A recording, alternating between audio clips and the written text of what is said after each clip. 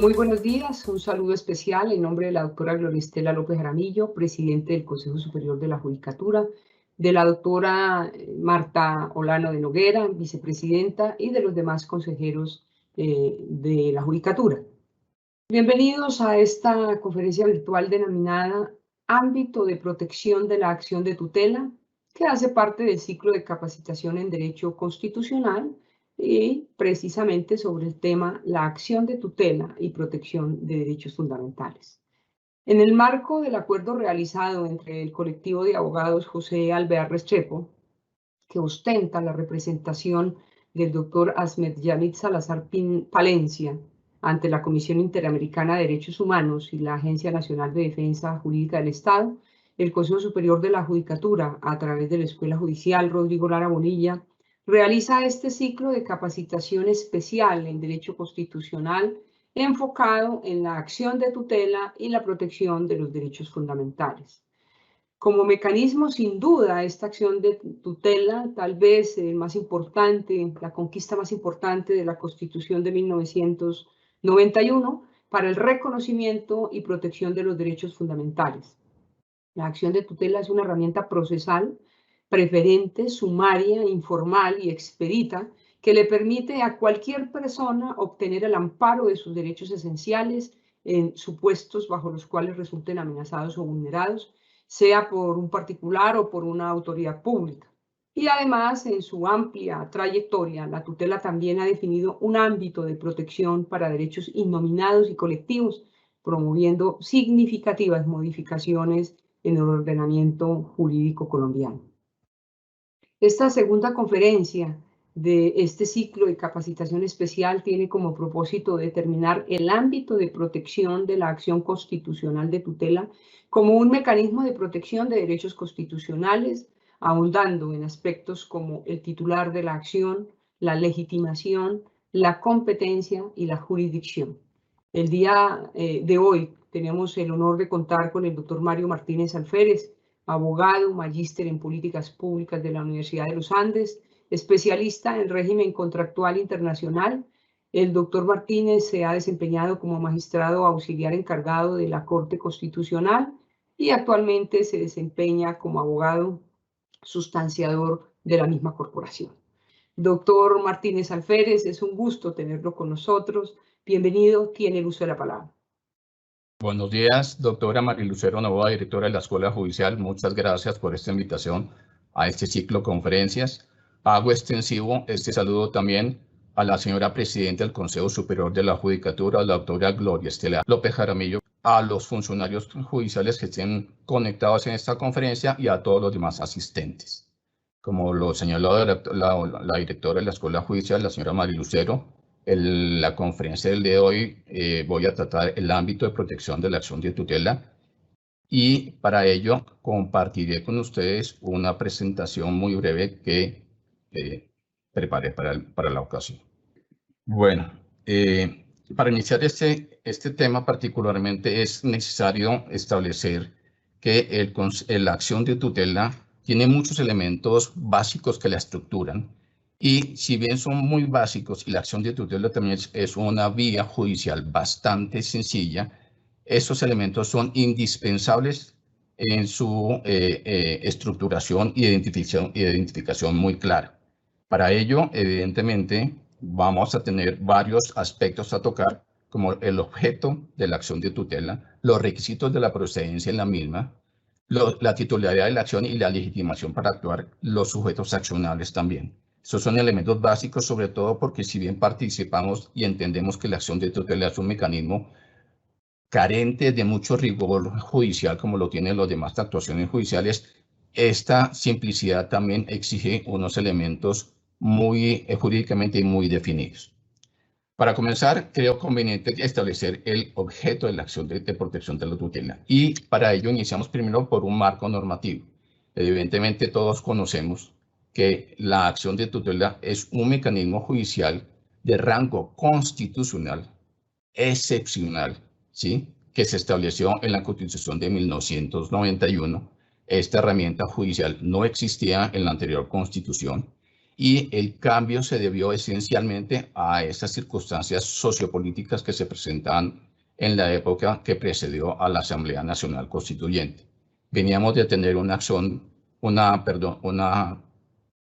constitución que regía desde 1886 y teníamos que mirar también un poco la diferencia de por qué necesitamos esos cambios constitucionales. Era una constitución, la de 1886, en donde era fundamental y esencial estructurar y darle fortaleza al Estado como tal, a todas sus instituciones. Entonces, el enfoque realmente estaba dado en fortalecer al Estado en sus instituciones. Debido a los cambios sociopolíticos y al deterioro que se presentaba para finales de la década de los 80, evidentemente la necesidad de retomar y redireccionar el ámbito de la acción, el ámbito de la Constitución, se hizo necesario poner en el primer punto de ella y por relevancia suprema al individuo. Y en esta medida, la Asamblea Constituyente consideró necesario establecer al ciudadano como tal, como el elemento central de la misma y como parte fundamental para garantizar los derechos que se estaban reconociendo era la acción de tutela. Evidentemente, este mecanismo judicial excepcional consagrado en el artículo 86 tiene un desarrollo normativo muy básico en su decreto 2591 de 1991. Es establecer las pautas de la dinámica judicial que esta va a tener para que funcione correctamente, la simplicidad en que la misma se puede hacer e integra de manera muy sencilla todos aquellos elementos que la hacen un mecanismo tan breve como lo es y se utiliza actualmente. Si bien tenemos, como pueden ver, dos decretos posteriores, el 1382 del 2000 y el siguiente 1983 del 2017, realmente establece son reglas de reparto dependiendo las entidades vinculadas o las entidades accionadas como tal.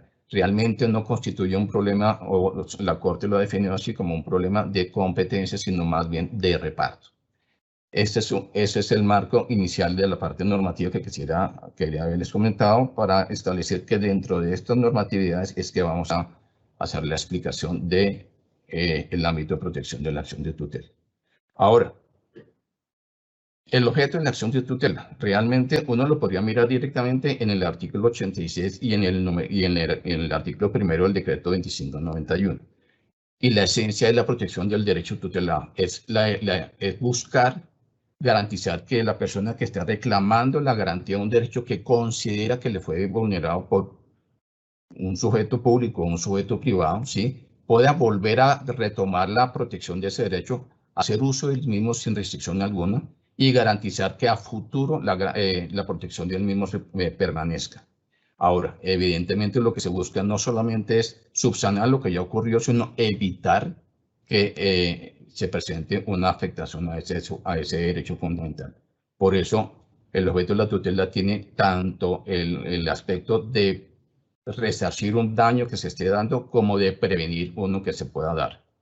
Ahora bien, la acción como tal es un mecanismo, si lo miramos desde el punto de vista judicial, es un mecanismo que habilita expresamente al juez para que establezca otros efectos sobre la protección de los derechos fundamentales. Me refiero a que el juez tiene la posibilidad de determinar no solo la protección del derecho, sino los mecanismos que deben implementarse para poder garantizar esa protección judicial de ese derecho. Y para ello, el juez tiene una facultad judicial excepcional que es característica de los jueces de tutela y es el fallo ultra o extra petita.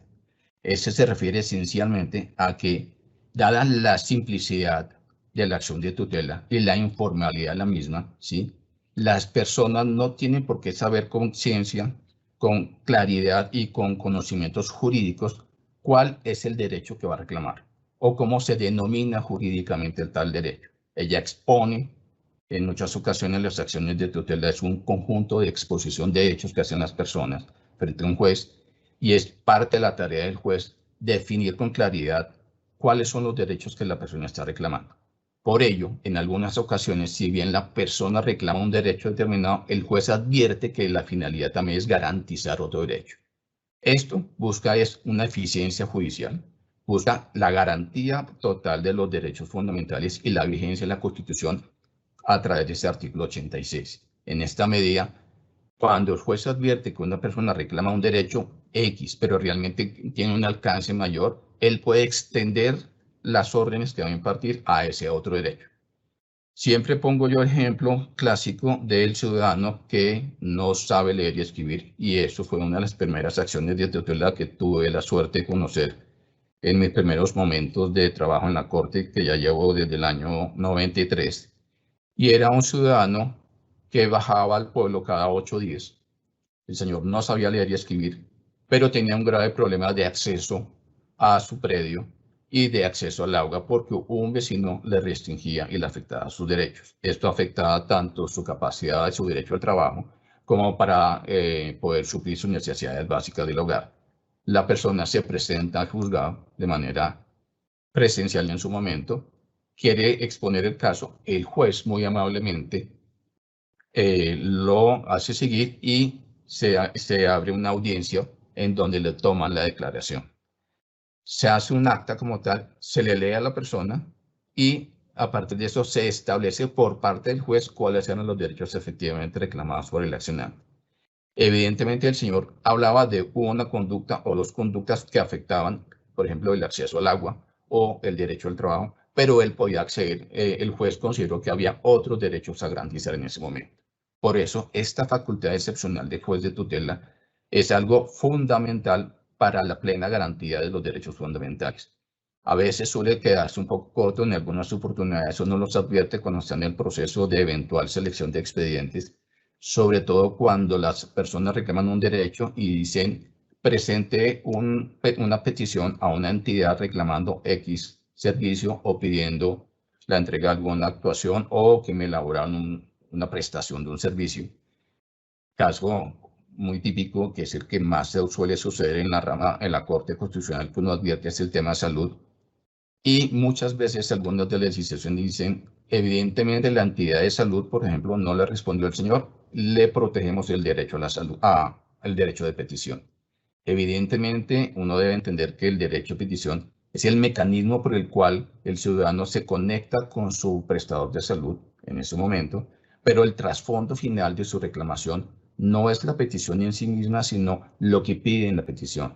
La prestación de un servicio, el suministro de un medicamento, la realización de un diagnóstico, y es en estos momentos en donde el juez, a pesar de que la acción de tutela no lo señala, debe hacer uso de esa potestad que le permite cuando se actúa como juez de tutela. Es fallar ultra o extra petita. Ahora bien, la misma acción de tutela se caracteriza, a diferencia de los demás procesos judiciales normales que conocemos nosotros en la jurisdicción ordinaria por vía de la parte civil, familia, penal, laboral o en la vía contencioso administrativa, es que tiene unas características muy especiales. La acción de tutela se caracteriza, como pueden ver, por estos elementos esenciales como son la subsidiariedad o residualidad del mecanismo judicial como tal, la inmediatez, la sencillez e informalidad en su elaboración, la especificidad de la misma, la eficacia de la decisión, la actuación preferente y la sumariedad con que la misma se tramite. Ahora, miramos esencialmente el primer elemento, la subsidiariedad o residualidad de la acción de tutela.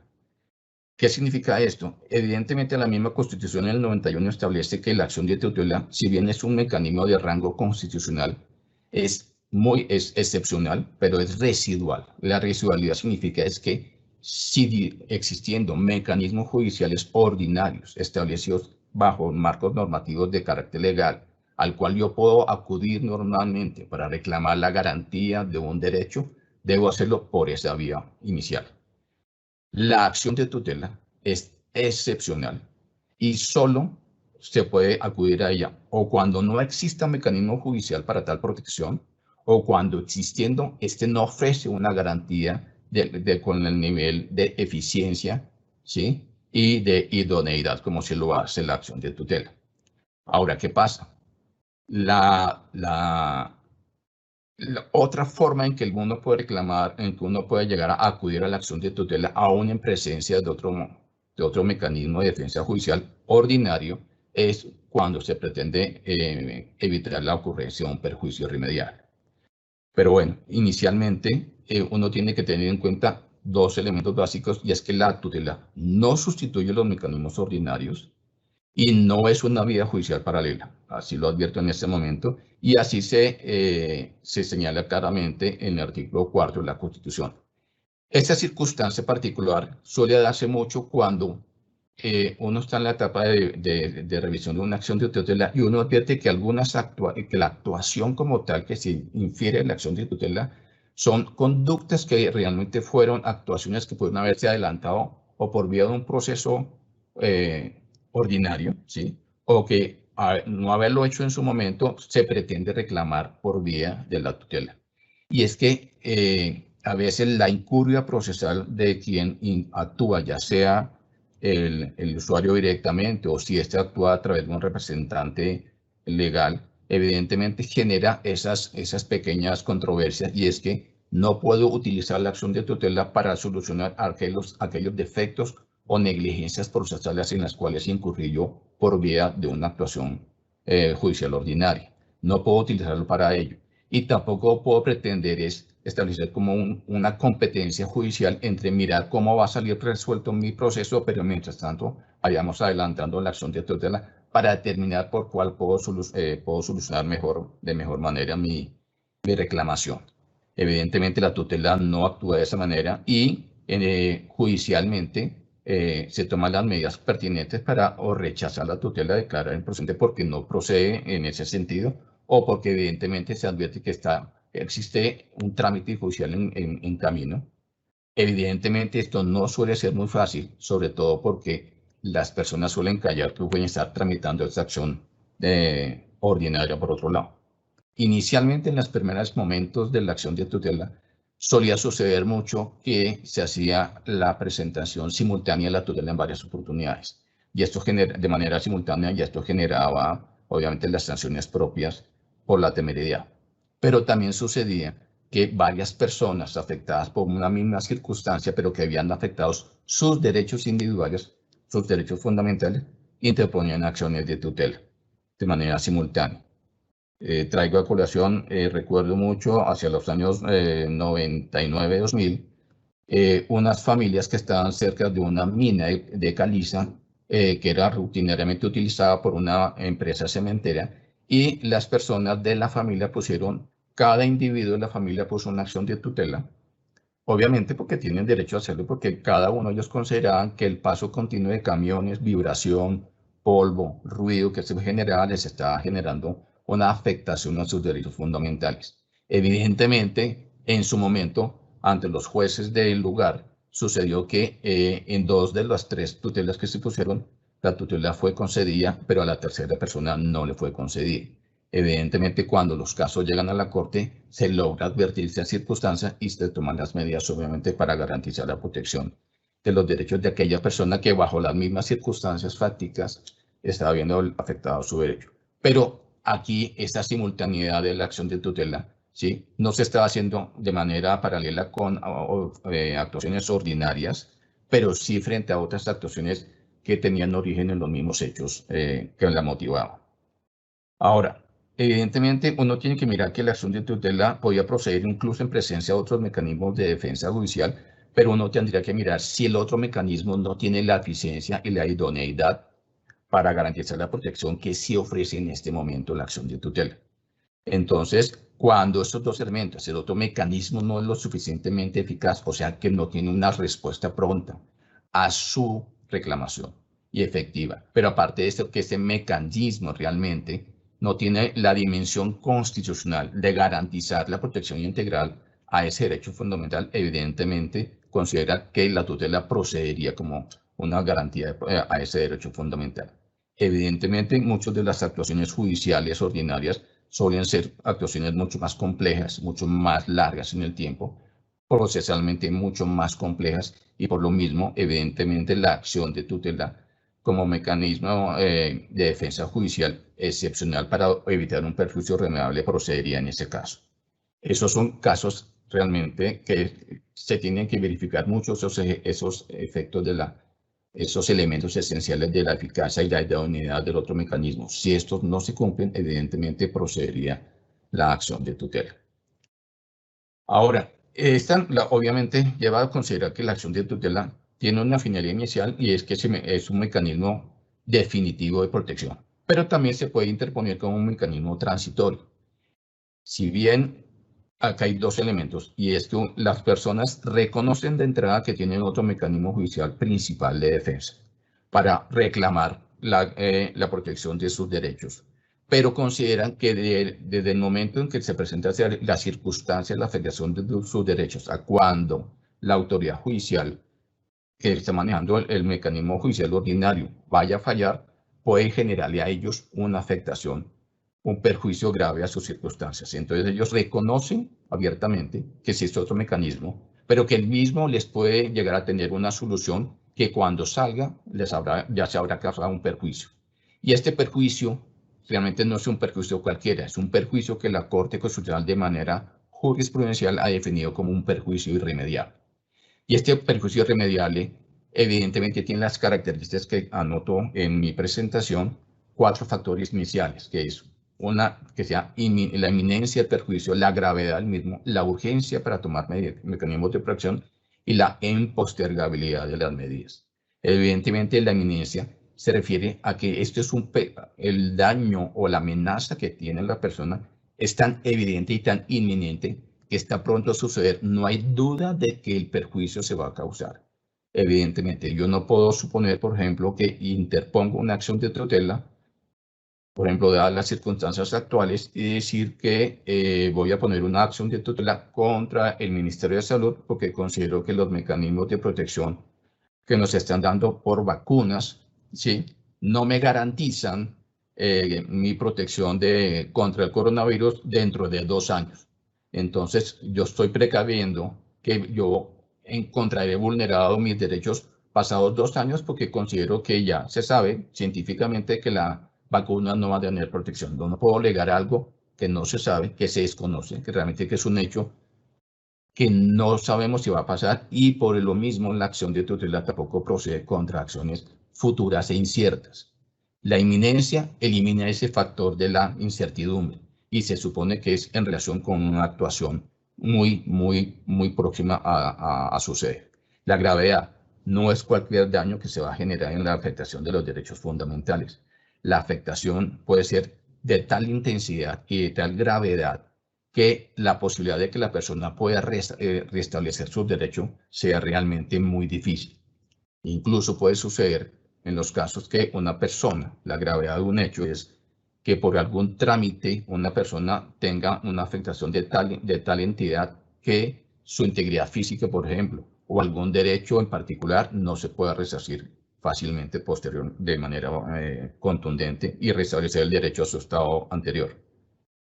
Un ejemplo, y suelen darse mucho más fácilmente con los temas de reclamación del derecho a la salud, y es cuando una persona accede a un servicio a través de su sistema de salud, su médico especialista le advierte la necesidad de hacerle un procedimiento, ¿sí?, hacer un examen de diagnóstico, por ejemplo, o le va a hacer un procedimiento y la entidad o por algún retraso administrativo se posterga en el tiempo esa atención.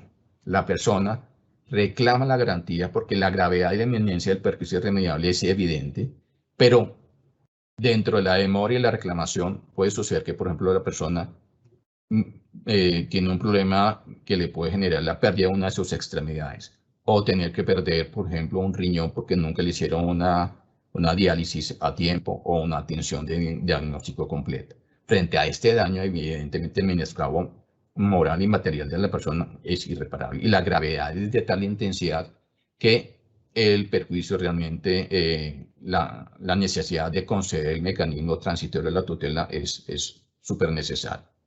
Ahora, la urgencia. ¿Eso qué significa? No existe otra opción de tomar de generar una protección al derecho fundamental. Y la urgencia se refiere a que incluso el juez tiene que tomar una medida lo más pronto posible y en muchas oportunidades esas medidas pueden ser que mientras se asume una medida de fondo por parte del proceso ordinario, si lo hubiere, por ejemplo, yo deba tomar una medida automática. Eso que no dilata en el tiempo y que no merece y no permite que haya un lapso de tiempo injustificado para garantizar esto.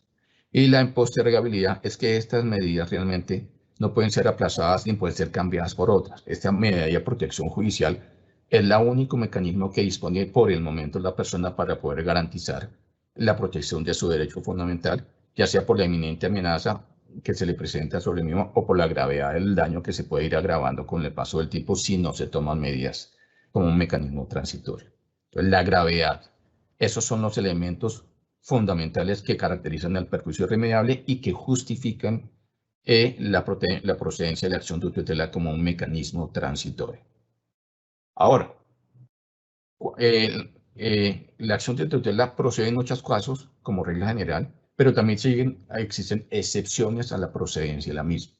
El decreto 2591 en su artículo 6 establece claramente pero uno las puede hacer muy sencillas, hacerlas muy esquemáticas y uno puede hacer pequeñas excepciones o se pueden ir presentando con el tiempo y por desarrollo jurisprudencial algunas excepciones, algunas de ellas, de esas causales de improcedencia. Algo fundamental es, recuerdo que la tutela es un mecanismo constitucional excepcional y residual y la tutela no procede cuando existen otros mecanismos de defensa judicial. Como lo señalamos anteriormente, si el otro mecanismo tiene una aptitud, es oportuno y es eficaz, evidentemente la acción de tutela no resulta viable, excepto, como lo señalo, ante el presencia de un perjuicio irremediable.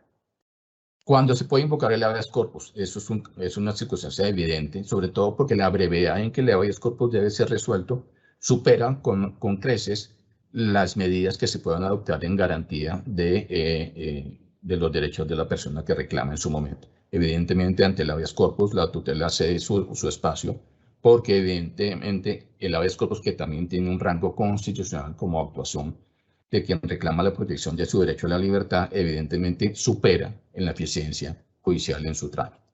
Para proteger derechos colectivos, evidentemente, para ello existen otros mecanismos de defensa judicial y la Corte ha sido muy clara en señalar ese aspecto.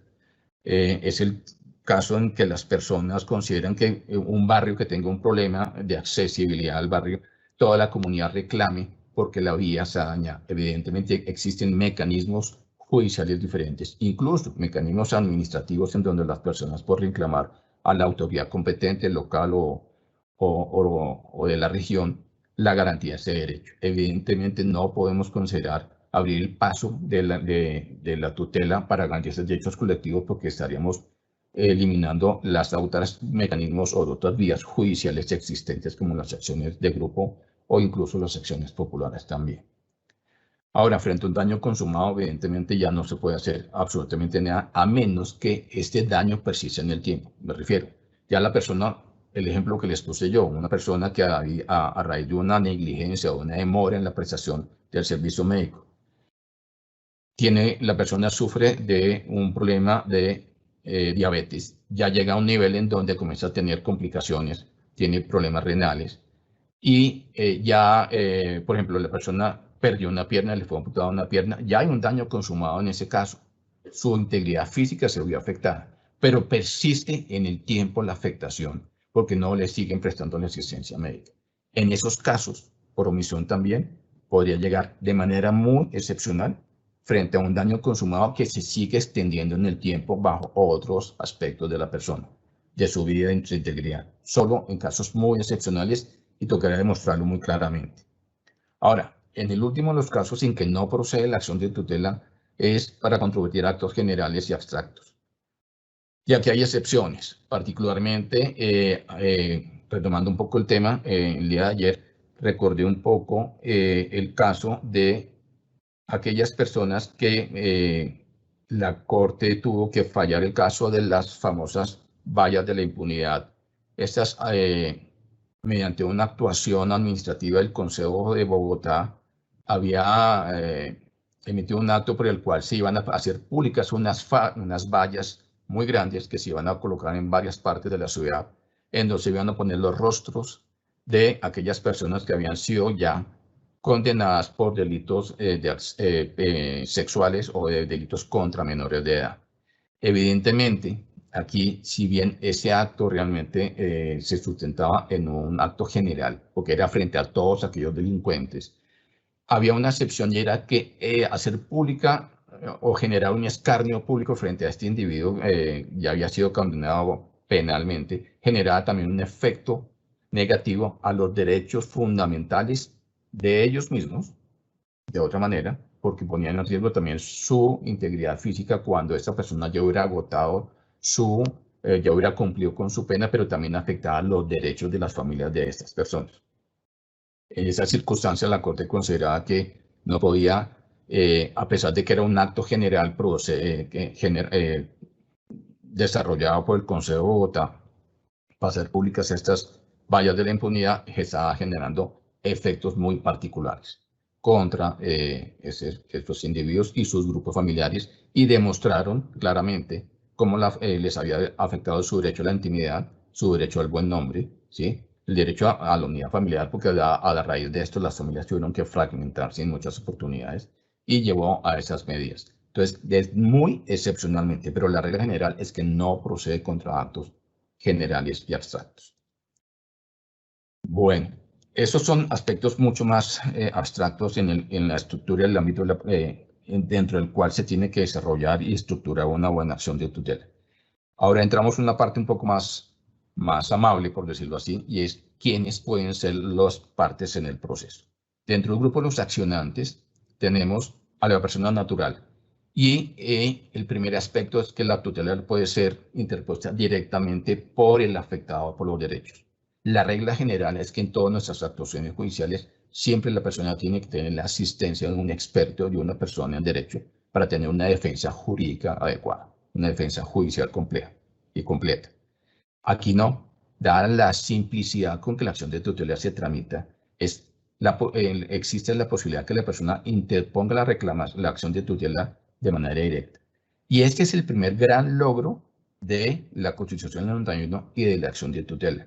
Las gentes se apropiaron, el ciudadano común se apropió de la acción de tutela y ve la Constitución como un libro que él pueda llevar a la práctica para garantizar sus derechos fundamentales. Este puede ser el primer gran logro que puede uno advertir en la acción de tutela. Las personas entendieron qué es la Constitución y entendieron que tienen derechos fundamentales, algo que no era claro en su momento. Yo comencé mi carrera bajo la vigencia de la Constitución de 1886 y terminando mis estudios entró en vigencia la Constitución del 91. Y el cambio de la percepción general de las personas frente a que tenían derechos fundamentales fue drástica, fue fundamental, y ese es uno de los primeros beneficios y premios o ganancias que tuvo la acción de tutela. Evidentemente, la persona también puede actuar a través de apoderado judicial. Para estos casos, tal vez este puede ser el único requisito muy estricto que se maneja en materia de tutela, y es que se requiere un poder expreso para la tutela. Esto ha llevado a muchas controversias, sobre todo porque puede suceder que las personas tienen un apoderado judicial dentro de un proceso ordinario y como consecuencia de alguna actuación o omisión en el proceso judicial ordinario que están adelantando, se ve y se afecta, se ve la vulneración o se genera la vulneración de algún derecho fundamental. Si bien el proceso puede estar actuando y a pesar de que pueden tener las herramientas judiciales para poder reclamar esa circunstancia extraña en el proceso, las personas pueden interponer una acción de tutela para pedir la subsanación de esta afectación. Pero sucede que tiene que tener un poder diferente al que tiene su apoderado dentro del proceso de tutela. Yo particularmente siempre he creído que si yo tengo mi apoderado en un proceso ordinario de cualquier índole y debo acudir a la acción de tutela como consecuencia de ese trámite mismo de la actuación judicial, consideraría que podría hacerse extensivo, es una apreciación personal, ese poder para el trámite de la tutela. No obstante, ese es un único factor procesal y de rigor jurídico que la Corte ha mantenido. Esa es una apreciación mía, pero sí creo que por ahora persiste que el poder tiene que ser expreso para él. Recuerdo particularmente un caso muy especial que debo advertirlo como un caso muy excepcional y que va un poco en la línea de mi percepción personal. Y era el caso de un grupo de personas víctimas de desplazamiento forzado a consecuencia de la violencia generada por el paramilitarismo. Y dentro del trámite de un proceso judicial de justicia y paz, las personas tuvieron alguna dificultad para poder que se practicaran unas pruebas, porque las autoridades no las generaban o porque ellos no querían asumir esa conducta. Y su apoderado dentro del proceso de justicia y paz interpuso la acción de tutela. En ese sentido, y en ese caso en particular, uno advertía que era un grupo de personas bastante heterogéneo, desde adultos mayores, personas con algunas dificultades físicas o sensoriales y menores de edad que se vieron involucrados en ese proceso. Y tener que reunir a todo este grupo de personas, más o menos unas 250 personas, para que generaran un poder o para que si yo actuaba a nombre de mi hijo, se demostrara que mi vínculo, volver a reconstruir este grupo afectado, genera una dificultad procesal muy grande.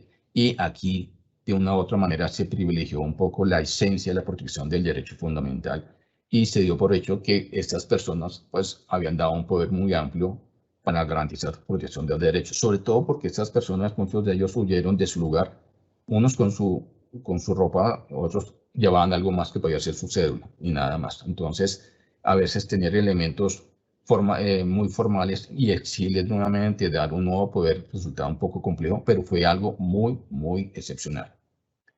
Ahora, otra forma de acudir como ayudante a la acción de tutela es vía la agencia oficiosa. Y este es otro elemento muy excepcional, que también es algo innovador dentro de la acción de tutela, y es cuando una persona actúa a nombre de otra. Realmente ahí hay unas características esenciales, y es cuando una persona tiene unas condiciones de afectación de sus derechos fundamentales de tal magnitud que le es imposible buscar la defensa o la protección de sus derechos fundamentales. Y por lo general, quien actúa como agente oficioso advierte esa situación, ve la realidad material de la persona que quiere él proteger y de esta manera él lo hace y lo manifiesta cuando inicia la acción de tutela. Particularmente en la medida en que la Corte Constitucional hace todo el control de eventual revisión, de selección de los expedientes de tutela para la eventual revisión, uno advierte claramente que las personas en este aspecto, cuando actúan como agente oficioso, son extremadamente cuidadosas. Claro, las personas lo dicen en el 90% de los casos de manera expresa y con claridad dicen, yo estoy actuando en nombre de un tercero. Y ese tercero no tiene que tener una relación. Aquí yo pongo un ejemplo que puede ser un padre en representación de su hijo, o al contrario, un hijo en representación de un padre, o un vecino frente al tercero. No tiene que existir un vínculo jurídico o un vínculo familiar entre las personas, pero tiene que existir la claridad de que la persona está incapacitada para poder reclamar la protección de otros derechos, y yo estoy obrando de manera expresa o tácita, porque de los hechos se puede inferir que yo estoy hablando por un tercero al cual estoy buscando que se genere una protección por vía de tutela. Estos son una de las recetas principales de cuando se actúa de manera como persona natural a través de la agencia oficiosa. Ahora, también existe la posibilidad de que el defensor del pueblo o un personero municipal puedan actuar a nombre de una persona. Y uno creería que era algo muy excepcional, pero el decreto 2591 habla de esa participación de ellos en 4 de sus artículos. Y esto es muy bueno, sobre todo porque a veces no hay un tercero que actúe en nombre de la persona como un agente oficioso, y porque en las pequeñas comunidades las personas sí acuden a estas autoridades representadas en sus comunidades o al defensor del pueblo, sus delegados correspondientes, para que actúen a nombre de ellos. Incluso en algunas oportunidades, el mismo defensor o el personero es el que advierte la vulneración de los derechos y a motu propio inicia la actuación en nombre de estas personas. Dada por lo general por el nivel de formación de la persona que les hace imposible entender que tienen la posibilidad de reclamar la garantía de sus derechos de protección, en cuyo caso la actuación del defensor del pueblo o del personero es absolutamente viable y muy bien recibida en todo momento. Ahora, también puede ser una persona jurídica quien reclama por vía de tutela la garantía de sus derechos fundamentales. Y este fue un escollo grandísimo que se presentó en la Corte Constitucional y a la implementación de la acción de tutela en sus primeros años, porque muchas autoridades judiciales en su momento no, entendían que el derecho fundamental recaía esencialmente en la persona natural, en el sujeto como individuo, como persona, como ciudadano, y no se lograba comprender cómo una sociedad o una empresa abstracta, una persona jurídica, podía tener derechos fundamentales. Y el ejemplo clásico era el derecho, por ejemplo, al debido proceso. Cuando una persona jurídica se le olvida el debido proceso en una actuación comercial o en una actuación judicial también incluso, entonces en esa medida se advierte de estas circunstancias. Con el tiempo, esto de cambiarse el sombrero por parte del juez de su especialidad y ponerse el sombrero de juez constitucional se fue solucionando de manera muy rápida realmente, y también se debió un poco en gran medida a la numerosa jurisprudencia que en sus primeros momentos emitió la Corte Constitucional haciendo esas aclaraciones. Ahora, cuando actúa una persona jurídica, uno debe entender que ella tiene que mostrar que la persona jurídica, quien actúa a nombre de ella, que es una persona jurídica existente. Entonces, por lo general, si es una persona privada, lo hace a través de su registro de Cámara de Comercio, y en esto las acciones de tutela son muy contundentes. Las personas son extremadamente cuidadosas en eso. Incluso si una entidad, un hospital o algo establece que tiene un público de afectación en sus derechos, porque, no sé, el ministerio lo excluyó de algún trámite o alguna actuación, pues ellos demuestran que tienen personería jurídica o que son una dependencia del departamento y demuestran la norma de creación legal de la misma entidad como tal. Ahora, cuando sabemos que estamos hablando del apoderado judicial, que incluso sucede lo mismo que en las personas naturales, en las grandes compañías o por lo general las grandes empresas, entidades actúan a través de un poder general, que es una escritura pública, y ese apoderado general tiene la potestad de dar poderes expresos y especiales a abogados para que actúen de manera puntual en X o Y caso. En estos casos, evidentemente, es necesario demostrar eso y demostrar que evidentemente quien actúa como apoderado tiene la capacidad para hacerlo. A veces nosotros somos un poco confiados y suele suceder en alguna oportunidad por pura coincidencia del medio, por verificar dentro de los registros de abogados que tiene pública la rama judicial el número de la tarjeta provisional del abogado, profesional, perdón. Y verifiqué que justo para el momento en que se estaba tramitando la acción de tutela, este profesional del derecho estaba sancionado y suspendido en el ejercicio de su profesión. Esto llevó evidentemente a que se tomaran las medidas dentro de la acción de tutela para establecer que no podía actuar a nombre de la persona, y fácilmente sucedía que el usuario o el cliente que recurrió a él podía haber desconocido de la circunstancia incluso. Entonces, esto nos lleva a una necesidad de verificar esa información en muchas oportunidades, ya sea uno como cliente, al juez eventualmente también, ¿sí? Y obviamente eso parte también de la ética profesional de nosotros como abogados, de saber en qué momento podemos actuar y en qué momento no lo podemos hacer. Esos son elementos fundamentales que tenemos que verificar cuando la persona jurídica, cuando quien actúa como accionante es una persona jurídica. Ahora, la acción de tutela siempre se encamina en un 90% de sus casos contra entidades privadas, entidades públicas, perdón. Y eso puede implicar a más de uno. Ese es el caso más claro, no podemos tener lo que es el caso de la acción de tutela que inició como una simple acción de tutela por las personas víctimas de desplazamiento forzado, pero que con el tiempo involucró a más de una entidad del Estado. Al punto que después de la expedición de la sentencia, la T025, muchas entidades, la T025 sobre desplazamiento, ha habido la necesidad de ir vinculando numerosas empresas o numerosas entidades públicas para poder garantizar la protección de los derechos de estas personas por la complejidad de las acciones, por la multiplicidad de los individuos y por la necesidad de que estas actuaciones realmente logren garantizar los derechos de cada uno de los individuos que tienen muchas variables, muchas características absolutamente personales. Ahora, ¿en qué momentos también puede proceder la acción de tutela contra una entidad particular o contra un particular? Cuando el particular asume funciones o servicios públicos, las empresas públicas de servicios, el notario es el típico ejemplo. Cuando el particular que afecta actual y gravemente el interés público, sobre todo en aquellas cuando las personas de una manera transitoria asumen una competencia pública y por su gestión afectan no solamente al individuo, sino a una comunidad general, pero se puede concretar la afectación de esa conducta del individuo de manera puntual en los derechos fundamentales de una persona que esté reclamando por vía de tutela. Y un particular frente a quien se está en situación de subordinación o indefensión. En estos casos, o indefensión, en estos casos se pone siempre, por ejemplo, los casos de la persona que está sometido a un rango de disciplina, puede ser el caso de los militares, donde un inferior tiene que someterse a cumplir las órdenes del superior, incluso dentro de las congregaciones religiosas también puede darse esas circunstancias.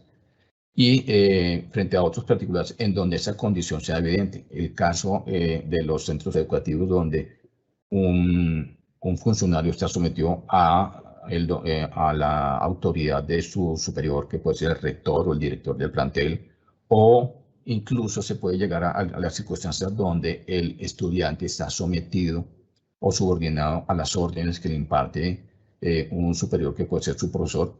Es el caso, por ejemplo, de las personas que son investigadores en un centro académico y tienen que someterse un poco a esas circunstancias de un superior que les puede estar vulnerando sus derechos fundamentales. En esos casos procede. Ahora, como lo señalo claramente en esta presentación, en este slide de presentación, en todo caso, uno tiene que tener en cuenta que no debe contar con otro medio de defensa judicial o que el mismo no sea eficaz o idóneo. Y es porque particularmente cuando estamos haciendo actuaciones en contra de un particular, uno podría pensar que existen otros mecanismos de defensa y los pueden existir, pero ahí tendrías que mirar la idoneidad y la eficacia de esos mecanismos. Estos son elementos que se conectan directamente con los elementos iniciales que les expliqué hace un momento.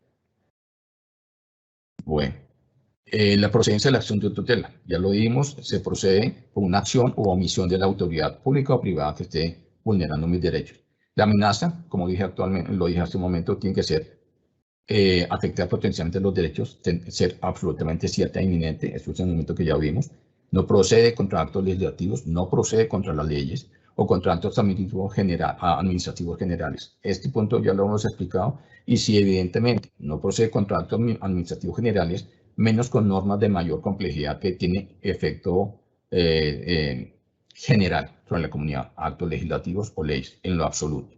Si uno quisiera controvertir un acto legislativo o una ley, pues evidentemente la Constitución establece que a cargo de la Corte está la acción pública de inconstitucionalidad y la persona puede acudir a ese mecanismo. Y procede excepcionalmente contra esos actos particulares administrativos, que es cuando el acto generalmente me reconoce un derecho o cuando la autoridad me lo está limitando o coartando por omisiones de la autoridad misma, por vía de un contrato, puede ser porque es un contrato muy particular, ¿sí? O por operaciones administrativas, que es la conjunción entre actos de la administración y hechos de la administración que afectan de manera puntual a el sujeto accionante. A ver, existen otras causales de improcedencia y estas se fueron dando con el tiempo, que es el caso de la tutela contra tutela. La tutela, pues, esa es una circunstancia de excepción. La tutela no procede, o sea, no procede tutela contra tutela, pero hay excepciones cuando la acción de tutela presentada no comparte identidad procesal con la solicitud de amparo cuestionada. No es un fenómeno cosa juzgada, sino hay elementos jurídicos nuevos que llevan a que yo pueda interponer una acción de tutela contra una decisión previa. Ahora, debe probarse que la decisión de tutela anterior fue producto de un fraude es omnia corrupti. Y esto tiene que ver particularmente cuando las personas o aportan pruebas o elaboran un contexto de hechos que no son válidos, que no son ciertos, que realmente son falsos, o soportan sus afirmaciones en pruebas que tampoco son válidas y llevan al juez al error. En estos casos, esa decisión realmente está viciada y el que yo interponga una tutela nuevamente, ¿sí? Lleva a que no se puede llegar a hablar que hay una tutela como tal, contra una decisión judicial previa de tutela. Y no existe otro mecanismo legal para resolver tal situación. Esto es que tiene un carácter absolutamente residual, que es un elemento fundamental y de la estructura misma de la acción de tutela. Otras causales de improcedencia es la tutela temeraria que habíamos comentado al comienzo, y para eso tiene que coincidir varios elementos. La identidad del accionante, que sea el mismo sujeto que reclama.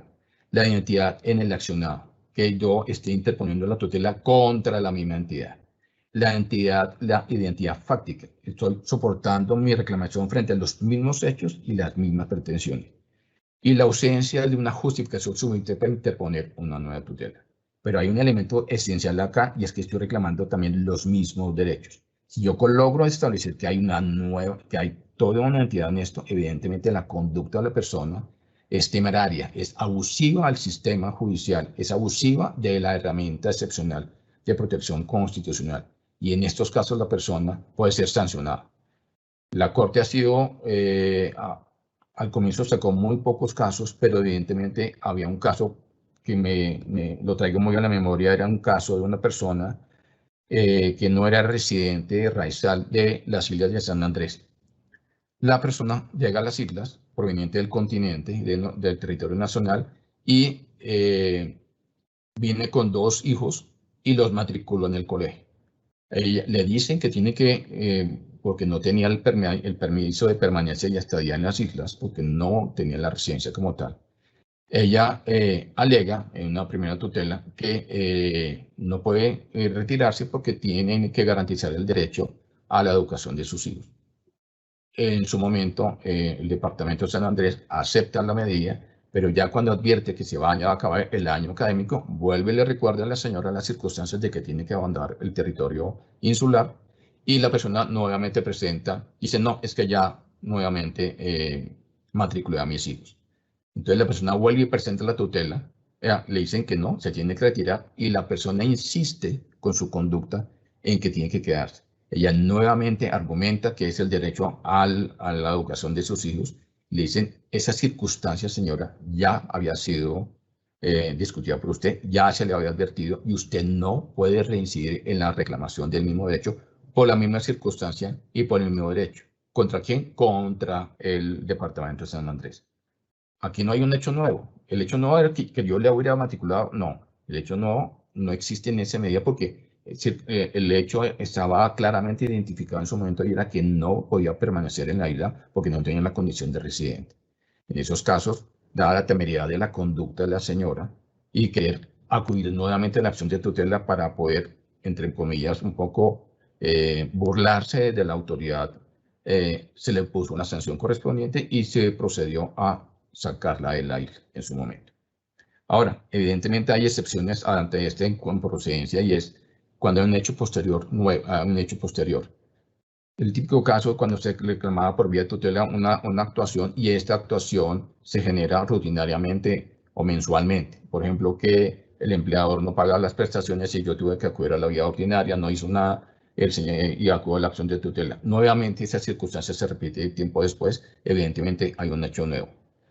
Pero ese hecho no debe haber sido conocido desde el principio por parte del titular, porque a veces suele suceder que las personas omiten mencionarlo y después traen a colación el hecho como si era algo nuevo. Y si se logra advertir que evidentemente el hecho sí era conocido por la persona desde el primer momento, sino que lo cayó para intentar posteriormente una nueva tutela, evidentemente aquí hay una temeridad. Cuando cambia sustancialmente las condiciones respecto a la primera acción, casi siempre tiene que ver con el tema de que hay un nuevo marco normativo. Ya no estoy bajo la vigencia de una norma que me regula el derecho bajo unas premisas determinadas, sino que el nuevo marco normativo me genera un mayor beneficio, y evidentemente las personas argumentan ese nuevo hecho. La nueva vulneración o amenaza del derecho es fundamental. Se reitera la petición y tiene que ver un poco como que la entidad vulneradora de los derechos vuelve e incurre la misma afectación. Y que el actor manifieste pues, que no ha interpuesto una tutela anterior. Evidentemente esto es algo que se destila de todas las acciones de tutela como tal. Finalmente, creo yo que el tema fundamental es un tema que se repite mucho actualmente, y es la tutela contra providencias judiciales. Inicialmente, en el momento en que yo inicié mi trabajo con la Corte Constitucional, uno hablaba de las vías de hecho. y conceptualmente se definía una vía de hecho como la arbitrariedad y el capricho del juzgador en su momento. Entonces yo ponía una tutela alegando que el juez había fallado de manera caprichosa o arbitraria, y se hablaba de esos dos conceptos como si fuera una conducta por fuera, una conducta maliciosa del juez en cierta medida, malintencionada. Por eso se hablaba que él no actuaba dentro, no era una vía de derecho que había utilizado el juez para fallar, sino era una vía de hecho, por fuera de los marcos normativos y de los parámetros propios de la acción de tutela. Entonces, evidentemente, la Corte fue evolucionando en el concepto y fue mucho más contundente cuando se establecieron los mecanismos de procedencia excepcional de la acción de tutela y se establecieron unos requisitos básicos para que la tutela procediera contra una decisión judicial. Y evidentemente dijo, yo tengo que establecer unos elementos mínimos necesarios, y mínimos son muy pocos realmente. Que yo interpongo la tutela contra una actuación judicial, pero que evidentemente tenga la relevancia constitucional. Y eso significa que la decisión judicial comprometa derechos fundamentales, que realmente esté afectando los derechos fundamentales de un individuo al punto que la omisión de una entidad, o en este caso la actuación de una autoridad judicial, genere de por sí una afectación de derechos fundamentales. Esa circunstancia es esencialmente y es fundamental demostrarla, porque si no sería de entrada improcedente la acción como tal. Ahora, evidentemente yo podría iniciar una acción de tutela contra una providencia judicial siempre y cuando haya agotado los mecanismos ordinarios y extraordinarios que se hayan presentado en ese trámite judicial. Vuelvo al caso que planteaba antes. Yo no puedo acudir a la acción de tutela para subsanar mi incuria procesal que tuve dentro de un proceso ordinario. Eso suele suceder con mucha facilidad, y evidentemente se ha ido mejorando la conducta del actuar de los individuos o sus apoderados, y ha sido mucho más fácil esto. Ahora, evidentemente, en no todos los momentos se puede agotar los mecanismos extraordinarios. Por ejemplo, un recurso extraordinario de casación no siempre procede, ya sea por la cuantía o por la tecnicismo, y evidentemente la persona no puede acceder a ese mecanismo, en cuyo caso la acción de tutela sí puede proceder en esos casos. La inmediatez. Y la inmediatez tiene que ver con un principio que es la racionalidad en el tiempo para poder actuar. Ahora, evidentemente, se habían creado o utilizado de otros contextos legales términos judiciales para actuar, que eran 6 meses para actuar, que podían ser 8 meses. Era la racionalidad de la interposición de la acción de tutela. Y esta racionalidad también tenía que ver con las circunstancias a partir del momento en que yo pude conocer de la afectación del derecho fundamental.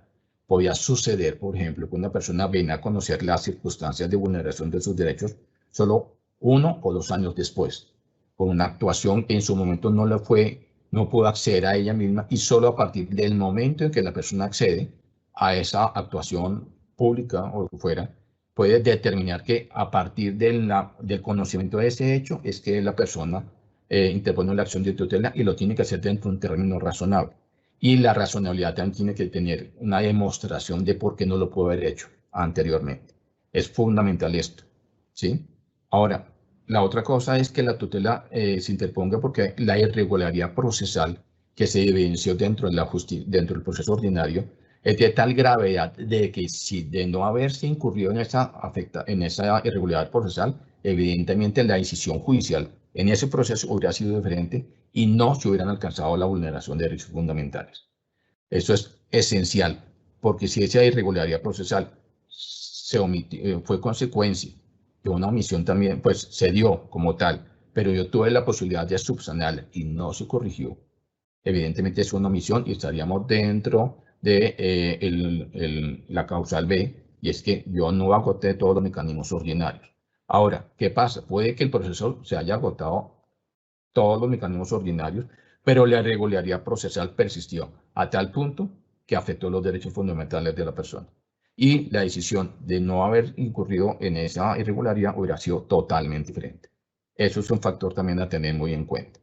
Ahora, la identificación, y eso sí es más de la estructura general de la redacción de una demanda, yo tengo que claramente identificar los hechos que generaban la vulneración y los derechos vulnerados o afectados.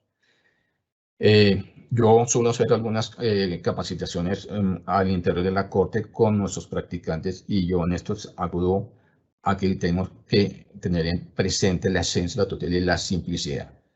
Es mucho más fácil relatar unos hechos de una tutela contra una providencia judicial cuando yo de manera cronológica logro establecer unos hechos organizados muy sencillos y establecer una secuencia de circunstancias jurídicas que llevan a que en un punto determinado la vulneración se presente. Entonces yo estoy haciendo muchas cosas al mismo tiempo. Una clara relación de los hechos y de entrada por la simple lectura casi que se podría advertir en dónde está la vulneración, pero es fundamental hacer la aclaración al respecto. Y finalmente uno tiene que mirar que efectivamente la tutela o la actuación judicial contra la cual voy a actuar yo no es una acción de tutela, no es una sentencia de tutela como tal. Estos elementos básicos del ámbito de protección es de la estructura misma de la acción de tutela, creo yo, son los esenciales para poder garantizar a los individuos sus derechos fundamentales.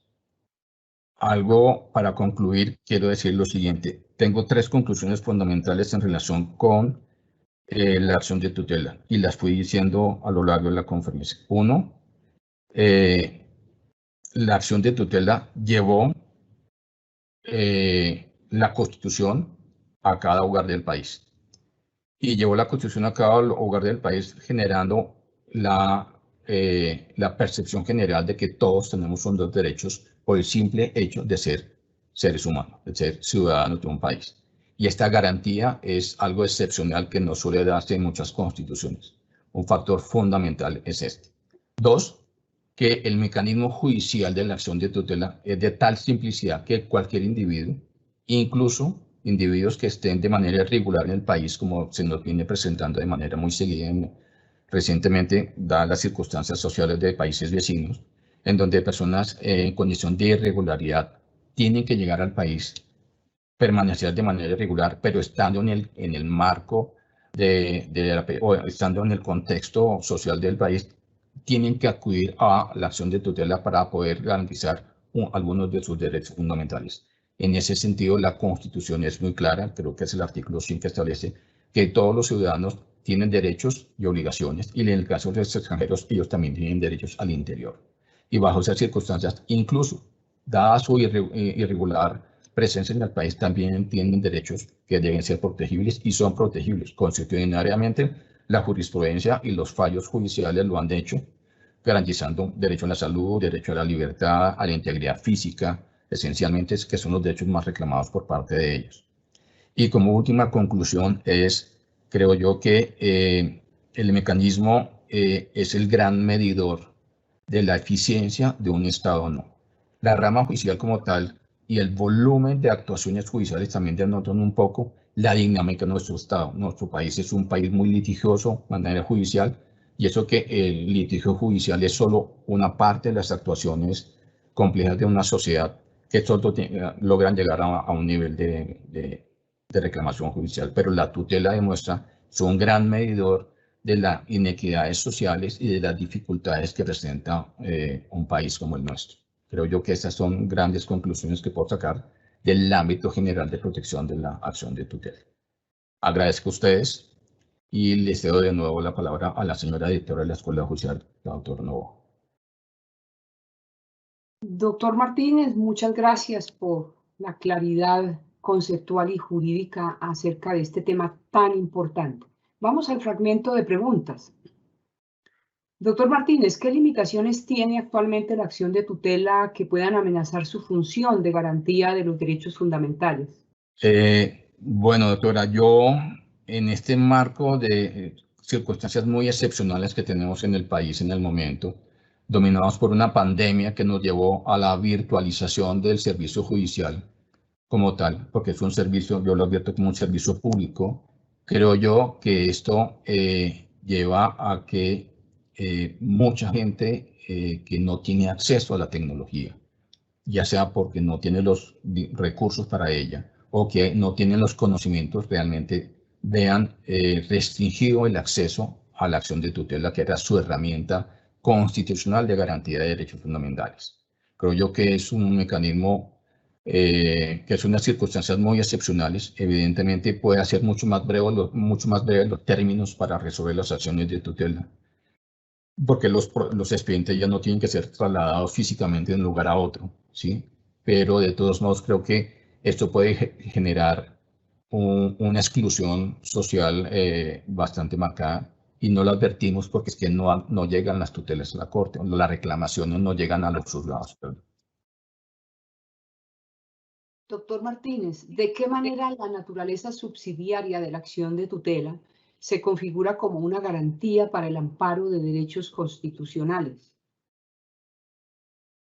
Realmente es porque es como lo decía, la naturaleza misma en la acción de tutela. La simplicidad es la simplicidad es la esencia de la garantía del derecho fundamental. ¿Por qué? Porque no todos los mecanismos judiciales ordinarios logran llegar a la protección efectiva del derecho fundamental. Ellos logran garantizar muchos otros alcances, pero no al nivel constitucional como tal. Evidentemente hay actuaciones o hay derechos que no se pueden reclamar por vía ordinaria o son de mucha complejidad, y reclamarlos cuando se logren materializar a veces ya es demasiado tarde. Creo yo que es una circunstancia muy complicada, pero la subsidiariedad está dada en que es el salvavidas para muchas personas. Doctor Martínez, ¿cuáles son los avances más significativos que ha promovido la acción de tutela al amparar derechos de conexidad? Bueno, los derechos por conexidad fue un mecanismo que asumió la Corte Constitucional en sus principios para poder generar caminos de garantía de derechos fundamentales. Me explico. El caso típico fue el caso de las circunstancias que se presentaban cuando alguien reclamaba el derecho a la salud. En los primeros fallos, la Corte Constitucional señalaba que la salud se protegería exclusivamente si estaba en conexidad con la vida, si estaba comprometida la vida. Pero aquí hubo un factor extrajurídico y extrajudicial, y era el concepto de dolor. Y el concepto de dolor fue el que estableció que si yo estoy sometido a un dolor que hace imposible vivir mi vida en condiciones dignas y justas, pero que no compromete mi existencia, mi derecho a la vida, no existe motivo por el cual la protección de la tutela no se hubiera podido dar. Y ahí la Corte, por vía jurisprudencial, logra escindir ese derecho y logra darle la categoría de derecho principal. Muchos otros derechos posteriores jurisprudencialmente llegaron directo a ese nivel de protección. El caso del derecho de acceso al agua potable, a la energía, que se da por casos circunstanciales y muy puntuales. La energía, ¿por qué? La persona que tiene que mantener refrigerados sus medicamentos, porque es la única forma de garantizar la efectividad de los mismos en su humanidad, porque tengo que tener un concentrador de oxígeno para poder respirar. Pero si me coartan el acceso a la energía, evidentemente comprometen mi derecho a la vida o a la salud.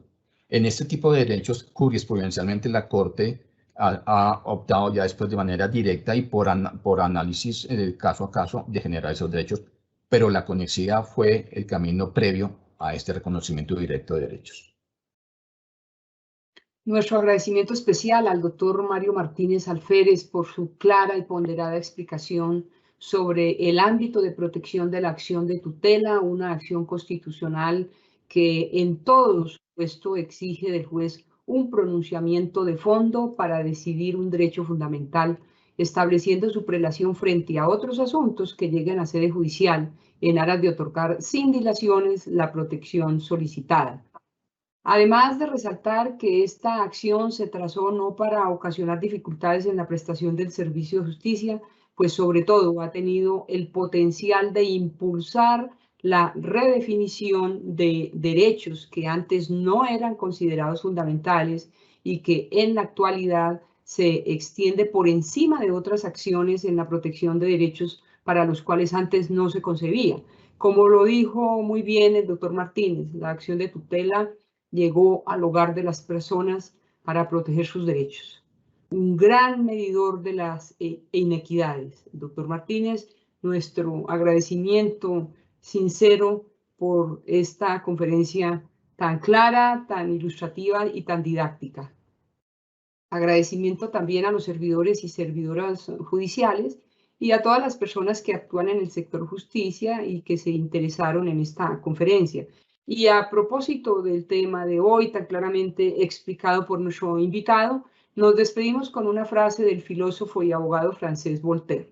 Todos los seres humanos tienen iguales derechos a la libertad, a su prosperidad y a la protección de las leyes. Muchas gracias.